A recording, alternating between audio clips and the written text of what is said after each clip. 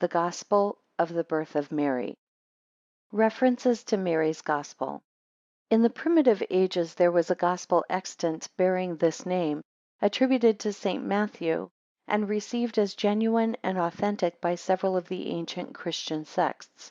It is to be found in the works of Jerome, a father of the Church, who flourished in the 4th century, from whence the present translation is made.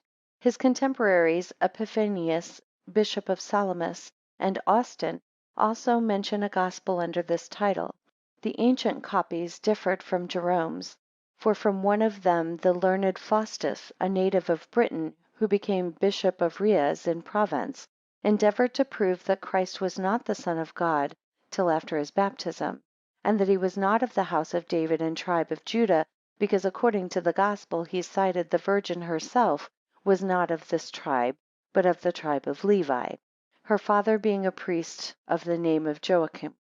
It was likewise from this Gospel that the sect of the Collyridians established the worship and offering of manchet bread and cracknels, or fine wafers, as sacrifice to Mary, whom they imagined to have been born of a virgin, as Christ is related in the canonical Gospels to have been born of her.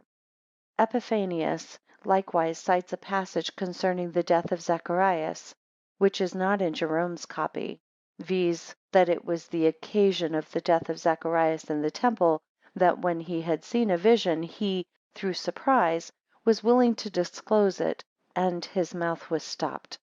That which he saw was at the time of his offering incense, and it was a man standing in the form of an ass.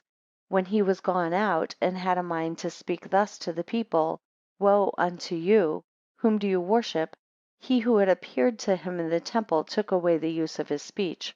Afterwards, when he recovered it and was able to speak, he declared this to the Jews, and they slew him. They add, viz. The Gnostics in this book, that on this very account the high priest was appointed by their lawgiver, by God to Moses, to carry little bells, that whensoever he went into the temple to sacrifice, he whom they worshipped, hearing the noise of the bells, might have time enough to hide himself, and not be caught in that ugly shape and figure. The principal part of this Gospel is contained in the Protevangelion of James, which follows next in order.